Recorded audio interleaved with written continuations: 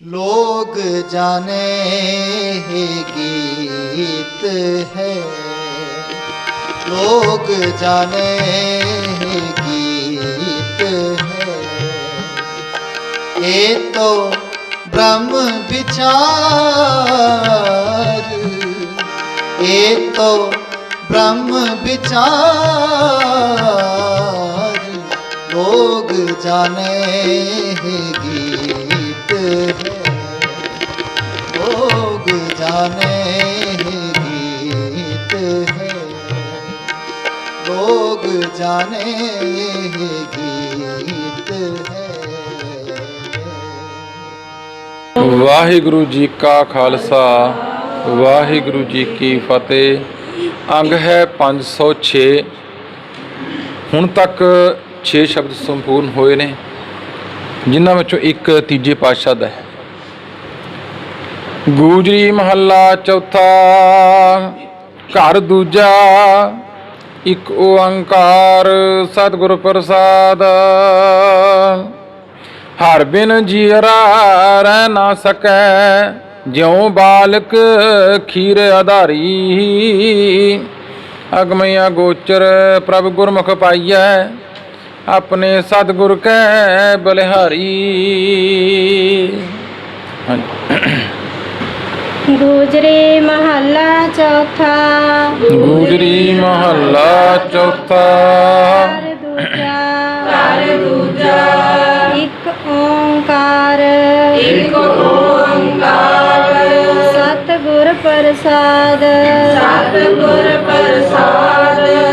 ਹਰ ਬਿਨ ਜੀਅਰਾ ਰਹਿ ਨਾ ਸਕੈ, ਹਰ ਬਿਨ ਜੀਅਰਾ ਰਹਿ ਨਾ ਸਕੈ।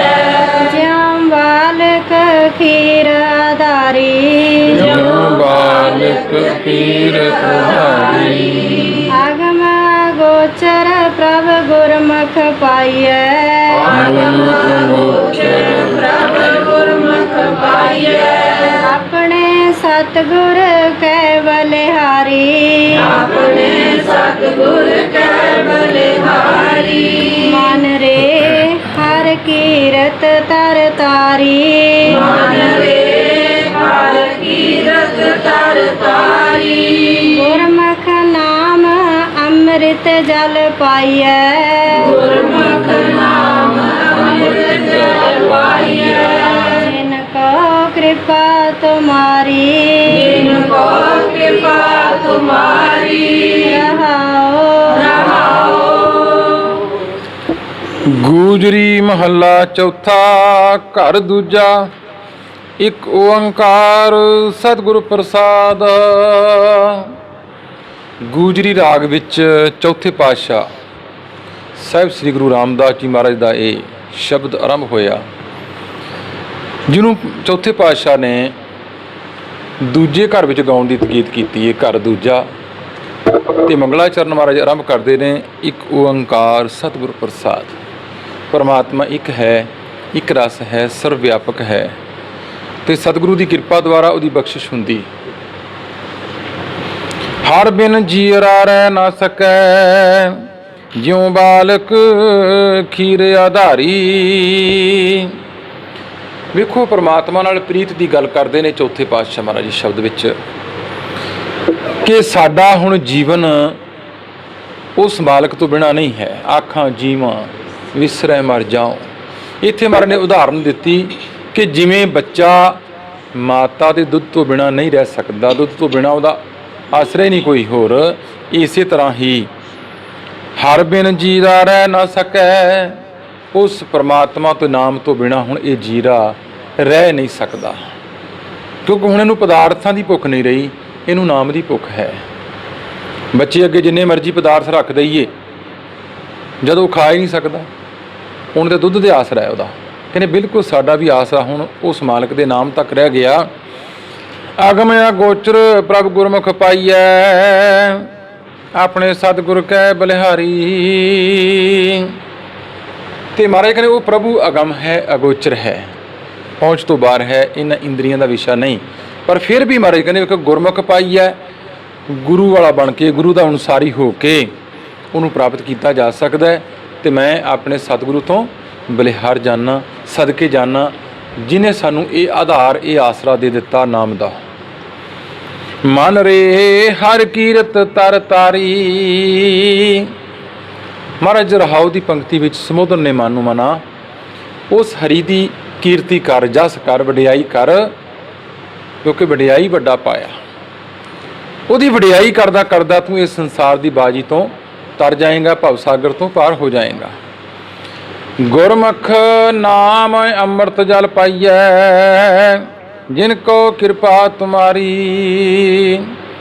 ਰਹਾਉ, ਰਹਾਉ ਦੀ ਇਸ ਪੰਕਤੀ ਵਿੱਚ ਮਨ ਕਹਿੰਦੇ ਗੁਰੂ ਦੇ ਦੁਆਰਾ, ਗੁਰੂ ਵਾਲਾ ਬਣ ਕੇ, ਗੁਰਮੁਖ ਬਣ ਕੇ ਇਸ ਨਾਮ ਰੂਪੀ ਅੰਮ੍ਰਿਤ ਜਲ ਨੂੰ ਪ੍ਰਾਪਤ ਕੀਤਾ ਜਾਂਦਾ ਹੈ। ਪਰ ਉਹ ਕਰਦੇ ਨੇ ਜਿਨ੍ਹਾਂ ਉੱਤੇ ਤੇਰੀ ਕਿਰਪਾ ਹੈ, ਜਿਨ੍ਹਾਂ ਉੱਤੇ ਤੂੰ ਬਖਸ਼ਿਸ਼ ਕਰ ਦਿੰਦਾ ਹੈ, ਉਹਨਾਂ ਨੂੰ ਇਹ ਨਾਮ ਰੂਪੀ ਜਲ, ਇਹ ਅੰਮ੍ਰਿਤ ਉਹਨਾਂ ਦੇ ਮੁੱਖ ਵਿੱਚ ਪਾ ਦਿੰਦਾ ਤੂੰ। ਮਨਾ ਤੂੰ ਵੀ ਕਰ ਹਰ ਕੀਰਤ ਤਰ ਤਾਰੀ, ਤੂੰ ਉਸ ਹਰੀ ਦੀ ਕੀਰਤੀ ਕਰ, ਤੂੰ ਵੀ ਇਸ ਸੰਸਾਰ ਸਾਗਰ ਤੋਂ ਪਾਰ ਹੋ ਜਾਏਗਾ। ਹਾਂਜੀ। ਸਨਕ ਸਨੰਦਨ ਨਾਰਦ ਮੁਨ ਸੇਵੈ, ਸਨਕ ਸਨੰਦਨ ਨਾਰਦ ਮੁਨ ਸੇਵੈ। ਦਿਨ ਜਪਤ ਰਹੇ ਬਨਵਾਰੀ, ਦਿਨ ਜਪਤ ਰਹੇ ਬਨਵਾਰੀ। ਸ਼ਰਨਾਗਤ ਪ੍ਰਹਿਲਾਦ ਜਨ ਆਏ, ਸ਼ਰਨਾਗਤ ਪ੍ਰਹਿਲਾਦ ਜਨ ਆਏ। ਇਨਕੀ ਪੈਜ ਸਵਾਰੀ, ਇਨਕੀ ਪੈਜ ਸਵਾਰੀ। ਸਨਕ ਸਨੰਦਨ ਨਾਰਦ ਮੁਨ ਜਨ ਸੇਵੈ, ਅਨ ਦਿਨ ਜਪਤ ਰਹਿ ਬਨਵਾਰੀ। ਮਹਾਰਾਜ ਸਾਨੂੰ ਸਮਝਾਉਂਦੇ ਨੇ ਕਿ ਵੇਖ, ਬ੍ਰਹਮੇ ਦੇ ਪੁੱਤਰ ਜਿਹੜੇ ਕਿ ਬੜੇ ਹੀ ਵਿਦਵਾਨ ਹੋਏ ਨੇ। ਸਨਕ ਸਨੰਦਨ 4 ਪੁੱਤਰ ਸਨ ਉਹਦੇ। ਨਾਰਦ ਮੁਨੀ ਜਿਹੜਾ ਕਿ ਦੇਵਤਿਆਂ ਵਿੱਚੋਂ ਬਹੁਤ ਹੀ ਵਿਦਵਾਨ ਗਿਣਿਆ ਗਿਆ। ਵੈਸੇ ਸਾਡੇ ਸਮਾਜ ਵਿੱਚ ਜਿਹੜਾ ਬਹੁਤਾ ਚੁਗਲਖੋਰ ਜਿਹਾ ਹੋਵੇ ਉਹਨੂੰ ਨਾਰਦ ਮੁਨੀ ਕਹਿੰਦੇ ਹਾਂ ਅਸੀਂ, ਪਰ ਨਹੀਂ, ਨਾਰਦ ਜੀ ਇੱਕ ਬਹੁਤ ਹੀ ਵਿਦਵਾਨ, ਬਹੁਤ ਹੀ ਵਧੀਆ ਇਨਸਾਨ ਹੋਏ। ਪਰ ਇੱਥੇ ਕਈ ਚੀਜ਼ਾਂ ਦਾ ਸਾਨੂੰ ਨਾ ਅਸੀਂ ਗਲਤ ਲੈ ਲੈਂਦੇ ਹਾਂ ਅਰਥ। ਇੱਥੇ ਨਾਰਦ ਮੁਨੀ ਨੇ ਜਿਹੜੇ, ਉਹ ਸਾਰਿਆਂ ਦੇਵਤਿਆਂ ਦਾ ਮੇਲ ਜੋਲ ਕਰਾਉਣ ਵਾਲੇ, ਉਹ ਸਾਰਿਆਂ ਨੂੰ ਇੱਕ ਦੂਜੇ ਨਾਲੋਂ ਵਿਛੋੜਨ ਵਾਲੇ ਤੇ ਜੋੜਨ ਵਾਲੇ ਕੰਮ ਜਿਹੜੇ ਉਹ ਕਰਦੇ ਰਹੇ। ਇਸ ਕਰਕੇ ਮਹਾਰਾਜ ਵੇਖੋ, ਉਹਨਾਂ ਨੂੰ ਜਿਹੜੇ ਕਿ ਪਰਮਾਤਮਾ ਨੂੰ ਸਿਮਰਨ ਵਾਲਾ ਸੀ, ਜਦੋਂ ਵੇਖਦੇ ਹਾਂ ਉਹਨਾਂ ਦੀ ਆਪਾਂ ਕਦੇ ਪ੍ਰਕਿਰਤੀ ਬਣੀ ਹੁੰਦੀ ਕਿ ਉਹਨਾਂ ਦੇ ਹੱਥ ਵਿੱਚ ਕੜਾਵਾਂ ਖੜਤਾਲਾਂ ਹੁੰਦੀਆਂ ਨੇ। ਉਹ ਕਹਿਣ ਤੋਂ ਭਾਵ ਕਿ ਉਹ ਦਿਨ ਰਾਤ ਉਸ ਪਰਮਾਤਮਾ ਨੂੰ ਧਿਆਉਂਦੇ ਸਨ। ਸਨਕ ਸਨੰਦ, ਜਿਨ੍ਹਾਂ ਨੂੰ ਦੁਨੀਆ ਜਾਣਦੀ, ਜਿਨ੍ਹਾਂ ਨੂੰ ਵਿਦਵਾਨ ਕਰਕੇ ਮੰਨਿਆ ਗਿਆ, ਉਹਨਾਂ ਦੀ ਉਦਾਹਰਨਾਂ ਦੇ ਕੇ ਮਹਾਰਾਜ ਸਮਝਾਉਂਦੇ ਨੇ ਸਨਕ ਸਨੰਦਨ ਨਾਰਦ ਮੁਨ ਜਨ ਸੇਵੈ। ਕਹਿੰਦੇ ਉਹ ਵੀ ਸਿਮਰਦੇ ਨੇ। ਅਣ ਦਿਨ ਜਪਤ ਰਹਿ ਬਨਵਾਰੀ, ਕਹਿੰਦੇ ਦਿਨ ਰਾਤ ਉਸ ਬਨਵਾਰੀ ਨੂੰ, ਉਸ ਵਾਹਿਗੁਰੂ ਅਕਾਲ ਪੁਰਖ ਨੂੰ ਸਿਮਰਦੇ ਰਹਿੰਦੇ ਨੇ। ਸ਼ਰਨਾਗਤ ਪ੍ਰਹਲਾਦ ਜਨ ਆਏ, ਤਿਨ ਕੀ ਪੈਜ ਸਵਾਰੀ। ਭਗਤਾਂ ਵਿੱਚੋਂ ਪ੍ਰਹਿਲਾਦ ਜੀ ਕਹਿੰਦੇ ਜਦੋਂ ਉਹ ਵੀ ਉਹਦੀ ਸ਼ਰਨ ਵਿੱਚ ਆ ਗਏ ਉਸ ਮਾਲਕ ਦੀ, ਤੇ ਉਸ ਦੀ ਪੈਜ, ਉਹਦੀ ਇੱਜ਼ਤ ਉਸ ਮਾਲਕ ਨੇ ਆਪ ਰੱਖੀ। ਇਸ ਕਰਕੇ ਮਨਾ ਤੂੰ ਵੀ ਉਸ ਮਾਲਕ ਨੂੰ ਸਿਮਰਨਾ ਕਰ, ਧਿਆਉਣਾ ਕਰ। ਅਲਖ ਨਿਰੰਜਨ ਏਕੋ ਵਰਤੈ, ਅਲਖ ਨਿਰੰਜਨ ਏਕੋ ਵਰਤੈ। ਏਕਾ ਜੋਤ ਮੁਰਾਰੀ, ਏਕਾ ਜੋਤ ਮੁਰਾਰੀ। ਸਭ ਜਾਚਕ ਤੂੰ ਏਕੋ ਦਾਤਾ, ਸਭ ਜਾਚਕ ਤੂੰ ਏਕੋ ਦਾਤਾ। ਗਹਿ ਹਾਥ ਪਸਾਰੀ, ਮੰਗੈ ਹਾਥ ਪੁਸਾਰੀ। ਅਲਖ ਨਿਰੰਜਨ ਏਕੋ ਵਰਤੈ, ਏਕਾ ਜੋਤ ਮੁਰਾਰੀ। ਸਭ ਜਾਚਕ ਤੂੰ ਏਕੋ ਦਾਤਾ, ਮੰਗੈ ਹਾਥ ਪੁਸਾਰੀ। ਮਾਰੇ ਕਹਿੰਦੇ ਤੁਸੀਂ ਅਲਖ ਹੋ, ਲੇਖੇ ਤੋਂ ਬਾਹਰ,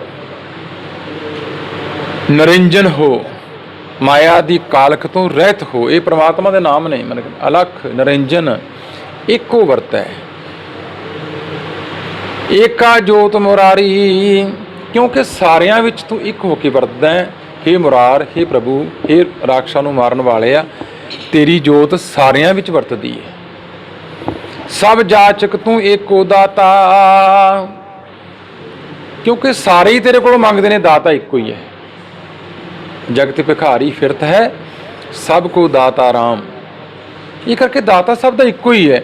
ਮੰਗੈ ਹੱਥ ਪਸਾਰੀ, हे ਪ੍ਰਭੂ ਸਾਰੇ ਹੀ ਤੇਰੇ ਕੋਲੋਂ ਹੱਥ ਪਸਾਰ ਕੇ, ਭਾਵ ਹੱਥ ਖੁੱਲੇ ਅੱਡ ਕੇ ਤੇਰੇ ਕੋਲੋਂ ਮੰਗਦੇ ਨੇ। ਹਾਂਜੀ। ਭਗਤ ਜਨਾ ਕੀ ਉਤਮ ਬਾਣੀ, ਭਗਤ ਜਨਾ ਕੀ ਉਤਮ ਬਾਣੀ, ਗਾਵੇ ਅਕਥ ਕਥਾ ਨਿਤ ਨਿਆਰੀ, ਗਾਵੇ ਅਕਥ ਕਥਾ ਨਿਤ ਨਿਆਰੀ। ਸਫਲ ਜਨਮ ਪਿਆ ਤਿਨ ਕੇਰਾ, ਸਫਲ ਜਨਮ ਪਿਆ ਤਿਨ ਕੇਰਾ। ਆਪ ਤਰੇ ਕੁਲ ਤਾਰੀ, ਤਰੇ ਕੁਲ ਤਾਰੀ। ਭਗਤ ਜਨਾ ਕੀ ਉਤਮ ਬਾਣੀ, ਗਾਵੇ ਅਕਥ ਕਥਾ ਨਿਤ ਨਿਆਰੀ। हे ਪ੍ਰਭੂ ਜਿਹੜੇ ਤੇਰੇ ਭਗਤ ਨੇ ਉਹਨਾਂ ਦੀ ਬਾਣੀ ਨਾ ਅਕਥ ਹੈ, ਕਿਉਂਕਿ ਆਮ ਲੋਕਾਂ ਨੂੰ ਸਮਝ ਨਹੀਂ ਆਉਂਦੀ। ਤਾਈਓ ਕਬੀਰ ਸਾਹਿਬ ਜੀ ਨੂੰ ਇਹ ਗੱਲ ਕਹਿਣੀ ਪਈ, ਲੋਕ ਜਾਣੈ ਇਹ ਗੀਤ ਹੈ, ਇਹ ਤੋਂ ਬ੍ਰਹਮ ਵਿਚਾਰ। ਇਹ ਤੇ ਬ੍ਰਹਮ ਦੀ ਵਿਚਾਰ ਸੀ, ਕਿਉਂਕਿ ਅਕਥ ਕਥਾ ਹੈ, ਇਹਨੂੰ ਬਿਆਨਿਆ ਨਹੀਂ ਜਾ ਸਕਦਾ, ਸਿਰਫ ਸਮਝਿਆ ਜਾ ਸਕਦਾ, ਮਾਣਿਆ ਜਾ ਸਕਦਾ ਹੈ। ਨਿਤ ਨਿਆਰੀ, ਜਿਹੜੀ ਗੱਲ ਨਿਤ ਨਵੀਂ, ਹਰ ਰੋਜ਼ ਨਵੀਂ। ਸਾਹਿਬ ਮੇਰਾ ਨੀਤ ਨਵਾਂ, ਸਦਾ ਸਦਾ ਦਾਤਾਰ। ਵੇਖੋ ਅਸੀਂ ਬਾਣੀ ਪੜ੍ਹਦੇ ਹਾਂ, ਵਿਚਾਰ ਕਰਦੇ ਹਾਂ, ਜਿੰਨੀ ਕੁ ਮਤ ਬੁੱਧ ਹੁੰਦੀ ਦਿੰਦਾ ਕਰਦੇ ਹਾਂ, ਪਰ ਜਿਉਂ-ਜਿਉਂ ਕਰਦੇ ਹਾਂ, ਜਿਉਂ-ਜਿਉਂ ਇਹ 'ਚ ਹੋਰ ਡੂੰਘੇ ਜਾਂਦੇ ਆ, ਬੜੀ ਹੈਰਾਨੀ ਹੁੰਦੀ ਹੈ ਕਿ ਇਹਦੇ ਅਰਥ ਬਦਲਦੇ ਤੁਰੇ ਜਾਂਦੇ ਨੇ। ਕਿਉਂਕਿ ਜਿਹੋ ਜਿਹੀ ਮਤ ਬੁੱਧ ਹੁੰਦੀ ਉਹਦੇ ਮੁਤਾਬਕ ਸਾਨੂੰ ਉਨੀ ਸੋਝੀ ਹੋਣੀ ਸ਼ੁਰੂ ਹੋ ਜਾਂਦੀ, ਤੇ ਆਪਣੇ ਹੀ ਅਰਥਾਂ ਨੂੰ ਜਦੋਂ ਅਸੀਂ ਬਦਲਦੇ ਤੇ ਬੜੇ ਹੈਰਾਨ ਹੁੰਦੇ ਆ ਉਦੋਂ ਕਿ ਪਹਿਲਾਂ ਤੇ ਆਹ ਕੀਤੇ ਸੀ, ਹੁਣ ਇੰਜ ਕਿਵੇਂ ਹੋ ਗਏ। ਮਸਕੀਨ ਜੀ ਇਹ ਗੱਲ ਲਿਖਦੇ ਨੇ, ਕਹਿੰਦੇ ਮੈਂ ਜਦੋਂ ਬਹੁਤ ਸਮਾਂ ਪਹਿਲਾਂ 20 ਸਾਲ ਪਹਿਲਾਂ ਜਪਜੀ ਸਾਹਿਬ ਦੀਆਂ ਪਹਿਲੀਆਂ 20 ਪੌੜੀਆਂ ਲਿਖੀਆਂ, ਅਰਥ ਲਿਖੇ, ਕਹਿੰਦੇ ਮੇਰੇ ਕੋਲੋਂ ਟਾਈਮ ਨਾ ਮਿਲਿਆ। 20 ਸਾਲਾਂ ਬਾਅਦ ਜਦੋਂ ਮੈਂ ਆਪਣੇ ਲਿਖੇ ਨੂੰ ਪੜ੍ਹਿਆ ਤੇ ਮੈਨੂੰ ਲੱਗਿਆ ਇਹ ਠੀਕ ਨਹੀਂ, ਫਿਰ ਉਹਨੂੰ ਦੁਬਾਰੇ ਲਿਖਿਆ। ਕਹਿਣ ਤੋਂ ਭਾਵ ਕਿਉਂਕਿ ਸਾਡੇ ਵਿਚਾਰ ਨੇ ਉਹਦੀ ਜਿਹੜੀ ਨਿਤ ਨਵੀਂ ਹੈ। ਭਗਤਾਂ ਦੀ ਬਾਣੀ ਪੜ੍ਹਦੇ ਹਾਂ, ਜਦੋਂ ਜਿਉਂ-ਜਿਉਂ ਡੂੰਘੇ ਜਾਈ ਜਾਵਾਂਗੇ ਤਿਉਂ ਉਹਦੇ 'ਚ ਹੋਰ ਡੂੰਘੇ ਹੁੰਦੇ ਰਹਿੰਦੇ ਆ। ਭਗਤ ਜਨਾ ਕੀ ਉਤਮ ਬਾਣੀ, ਗਾਵੇਂ ਅਕਥ ਕਥਾ ਨਿਤ ਨਿਆਰੀ। ਸਫਲ ਜਨਮ ਭਇਆ ਤਿਨ ਕੇਰਾ, ਆਪ ਤਰੇ ਕੁਲ ਤਾਰੀ। ਪਰ ਕਹਿੰਦੇ ਉਹਨਾਂ ਦਾ ਜਨਮ ਸਫਲ ਹੈ, ਉਹ ਆਪ ਵੀ ਤਰੇ, ਆਪਣੀ ਕੁਲ ਦਾ ਵੀ ਪਾਰ ਉਤਾਰਾ ਕਰ ਗਏ, ਜਿਹੜੇ ਤੇਰੇ ਨਾਮ ਨਾਲ ਜੁੜੇ ਨੇ, ਜਿਹੜੇ ਤੈਨੂੰ ਸਿਮਰਦੇ ਨੇ, ਜਿਹੜੇ ਤੇਰੇ ਭਗਤ ਨੇ। ਹਾਂਜੀ। ਮੁਖ ਦੁਬਦਾ ਦੁਰਮਤ ਵਿਆਪੇ, ਮਨ ਮੁਖ ਦੁਬਿਧਾ ਦੁਰਮਤ ਵਿਆਪੇ। ਜਿਨ ਅੰਤਰ ਮੋਹ ਗਵਾਰੀ, ਜਿਨ ਅੰਤਰ ਮੋਹ ਗੁਬਾਰੀ। ਸੰਤ ਜਨਾ ਕੀ ਕਥਾ ਨਾ ਪਾਵੈ, ਸੰਤ ਜਨਾ ਕੀ ਕਥਾ ਨਾ ਭਾਵੈ। ਹੋਏ ਡੂਬੇ ਸਣ ਪਰਵਾਰੀ, ਚਾਰ ਬੰਦ ਭਗਤਾਂ ਬਾਰੇ ਕਹਿ ਕੇ ਮਹਾਰਾਜ ਹੁਣ ਮਨਮੁਖ ਲੋਕਾਂ ਦੀ ਵੀ ਗੱਲ ਕਰਦੇ ਨੇ। ਚੌਥੇ ਪਾਤਸ਼ਾਹ, ਮਨਮੁਖ ਦੁਬਿਧਾ ਦੁਰਮਤ ਵਿਆਪੇ, ਜਿਨ ਅੰਤਰ ਮੋਹ ਗੁਬਾਰੀ। ਮਹਾਰਾਜ ਕਹਿੰਦੇ ਭਾਈ ਜਿਹੜੇ ਮਨਮੁਖ ਨੇ ਉਹ ਦੋ ਚਿੱਤੀ ਵਿੱਚ ਫਸੇ ਹੋਏ ਨੇ, ਤੇ ਦੂਜੀ ਗੱਲ ਉਹਨਾਂ 'ਚ ਭੈੜੀ ਮੱਤ ਹੈ, ਦੁਰਮਤ। ਇਹਦੇ ਵਿੱਚ ਵਿਆਪਤ ਹੋਏ ਨੇ, ਇੱਕ ਦੁਬਿਧਾ ਇੱਕ ਮੱਤ ਭੈੜੀ ਹੈ। ਜਿਨ ਅੰਤਰ ਮੋਹ ਗੁਬਾਰੀ, ਮਹਾਰਾਜ ਕਹਿੰਦੇ ਉਹ ਲੋਕ ਇਹਦੇ ਵਿੱਚ ਵਿਆਪਤ ਹੋ ਗਏ ਜਿਨ੍ਹਾਂ ਦੇ ਅੰਦਰ ਮੋਹ ਦਾ ਗੁਬਾਰ ਹੈ, ਮੋਹ ਦਾ ਹਨੇਰਾ ਹੈ, ਮੋਹ ਵਿੱਚ ਖੁੱਭ ਕੇ ਰਹਿ ਗਏ। ਬਸ ਉਹਨਾਂ ਨੂੰ ਆਪਣੇ ਨਜ਼ਰ ਆਉਂਦੇ ਨੇ। ਪੰਜਾਬੀ ਦੀ ਕਹਾਵਤ ਹੈ ਕਿ ਬੜੀ ਵਧੀਆ, ਕਿ ਅੰਨਾ ਵੰਡੇ ਸੀਰਨੀ ਮੁੜ ਮੁੜ ਆਪਣੇ ਆ। ਉਹਨੂੰ ਹੋਰ ਨਜ਼ਰ ਨਹੀਂ ਆਉਂਦਾ ਕੋਈ, ਉਹਨੂੰ ਆਪਣੀ ਨਜ਼ਰ ਆਉਂਦੇ ਨੇ, ਹੋਰ ਨਹੀਂ ਕੋਈ। ਇਸ ਕਰਕੇ ਉਹ ਆਪਣੀ ਮੋਹ ਵਿੱਚ ਫਸੇ ਹੋਏ, ਦੁਬਿਧਾ ਵਿੱਚ ਤੇ ਭੈੜੀ ਮਤ ਵਿੱਚ ਵਿਆਪਤ ਹੋ ਗਏ, ਮਨ ਦੇ ਪਿੱਛੇ ਲੱਗ ਕੇ। ਸੰਤ ਜਨਾ ਕੀ ਕਥਾ ਨਾ ਭਾਵੈ, ਓਏ ਡੂਬੇ ਸਣ ਪਰਵਾਰੀ। ਜਿਹੜੇ ਗੁਰੂ ਦੇ ਪਿਆਰੇ ਨੇ ਉਹਨਾਂ ਦੀ ਇਹ ਕਥਾ ਉਹਨਾਂ ਨੂੰ ਭਾਉਂਦੀ ਨਹੀਂ, ਚੰਗੀ ਨਹੀਂ ਲੱਗਦੀ, ਕਿਉਂਕਿ ਉਹਦੇ ਵਿੱਚ ਉਹਨਾਂ ਦਾ ਆਪਣਤ ਨਹੀਂ ਹੈ। ਉਹਨਾਂ ਦੀ ਮੈਂ ਮੇਰੀ ਨੂੰ ਠੇਸ ਪਹੁੰਚਦੀ ਏ। ਤੇ ਮਹਾਰਾਜ ਕਹਿੰਦੇ ਆਪ ਤੇ ਡੁੱਬੇ ਹੀ ਡੁੱਬੇ, ਸਣ ਪਰਿਵਾਰੀ, ਪਰਿਵਾਰ ਸਮੇਤ ਹੀ ਡੁੱਬ ਗਏ ਸਾਰੇ। ਹਾਂਜੀ। ਤਕ ਨਿੰਦਾ ਕਰ ਮਲ ਧੋਵੈ, ਨਿੰਦਕ ਨਿੰਦਾ ਕਰ ਮਲ ਧੋਵੈ, ਉਹ ਮਲ ਪਖ ਮਾਇਆ ਧਾਰੀ, ਓ ਮਲ ਪਖ ਮਾਇਆ ਧਾਰੀ। ਸੰਤ ਜਨਾ ਕੀ ਨਿੰਦਾ ਵਿਆਪੇ, ਸੰਤ ਜਨਾ ਕੀ ਨਿੰਦਾ ਵਿਆਪੇ, ਨਾ ਉਰਵਾਰ ਨ ਪਾਰੀ, ਨਿੰਦਕ ਨਿੰਦਾ ਕਰ ਮਲ ਧੋਵੈ, ਓ ਮਲ ਭਖ ਮਾਇਆ ਧਾਰੀ। ਮਾਰੇ ਕਹਿੰਦੇ ਨਿੰਦਿਆ ਕਰਨ ਵਾਲੇ ਨੇ ਉਹ ਨਿੰਦਿਆ ਕਰ ਕਰਕੇ ਦੂਜਿਆਂ ਦੀ ਮੈਲ ਧੋਂਦੇ ਨੇ ਤੇ ਮੈਲ ਭਖਦੇ ਨੇ, ਖਾਂਦੇ ਨੇ, ਕਿਉਂਕਿ ਮਾਇਆ ਧਾਰੀ ਨੇ। ਉਹ ਮਾਇਆ ਧਾਂਦੇ ਨੇ, ਮਾਇਆ ਦੇ ਧਾਰੀ ਹੋਣ ਕਰਕੇ ਕਹਿੰਦੇ ਨਿੰਦਿਆ ਕਰ ਕਰਕੇ ਦੂਜਿਆਂ ਦੀ ਮੈਲ ਭਖਣਾ ਹੁੰਦਾ, ਖਾਣਾ। ਉਹ ਗੰਦ ਖਾਣ ਵਾਲੀ ਗੱਲ ਹੈ। ਨਿੰਦਿਆ ਕਰਨਾ ਜਿਹੜਾ ਹੈ ਨਾ, ਨਿੰਦਿਆ ਭਲੀ ਕਿਸੇ ਕੀ ਨਾਹੀ, ਮਨਮੁਖ ਮੁਗਧ ਕਰੇ। ਸੰਤ ਜਨਾ ਕੀ ਨਿੰਦਾ ਵਿਆਪੇ, ਨਾ ਉਰਵਾਰ ਨਾ ਪਾਰੀ। ਮਾਰੇ ਕਹਿੰਦੇ ਉੱਥੇ ਭਗਤ ਜਨ ਨੇ, ਜਿਹੜੇ ਸੰਤ ਜਨ ਨੇ, ਉਹਨਾਂ ਦੇ ਪਿਆਰੇ ਨੇ ਪ੍ਰਭੂ ਦੇ, ਉਹਨਾਂ ਦੀ ਨਿੰਦਿਆ ਵਿੱਚ ਐਸੇ ਵਿਆਪਤ ਹੋਏ, ਕਹਿੰਦੇ ਨਾ ਇੱਧਰ ਦੇ ਰਹੇ ਨਾ ਉੱਧਰ ਦੇ ਰਹੇ, ਨਾ ਉਰਵਾਰ ਨਾ ਪਾਰੀ। ਕਹਿੰਦੇ ਵਿਚਾਲੇ ਡੁੱਬ ਗਏ, ਨਾ ਸੰਸਾਰ ਵਾਲੇ ਪਾਸੇ ਰਹੇ ਨਾ ਭਗਤੀ ਵਾਲੇ ਪਾਸੇ ਗਏ। ਕਹਿੰਦੇ ਉੱਥੇ ਦੋਵੇਂ ਪਾਸੇ ਕਿਨਾਰਾ ਕਰ ਗਏ, ਇਸ ਕਰਕੇ ਵਿਚਕਾਰ ਹੀ ਡੁੱਬੇ। ਉਹਨਾਂ ਵਾਲੇ ਨਿੰਦਕ ਲੋਕਾਂ ਦਾ ਇਹ ਹਾਲ ਹੋ ਜਾਂਦਾ ਹੈ। ਇਸ ਕਰਕੇ ਮਹਾਰਾਜ ਸਾਨੂੰ ਸਮਝਾਉਣਾ ਕਰਦੇ ਨੇ ਉਹਦੀ ਰਮਤਾ ਵਿੱਚ ਹੀ ਕਿ ਮਨਾ ਉਸ ਪਰਮਾਤਮਾ ਦੇ ਨਾਮ ਨੂੰ ਜਪਣਾ ਕਰ। ਹਾਂਜੀ।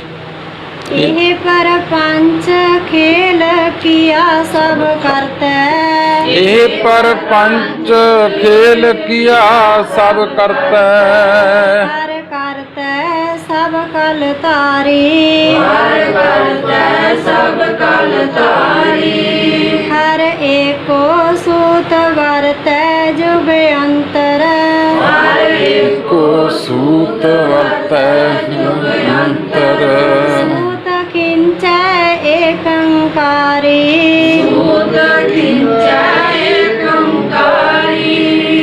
ਇਹ ਪਰਪੰਚ ਖੇਲ ਕੀਆ ਸਭ ਕਰਤੈ, ਹਰ ਕਰਤੈ ਸਭ ਕਲ ਧਾਰੀ।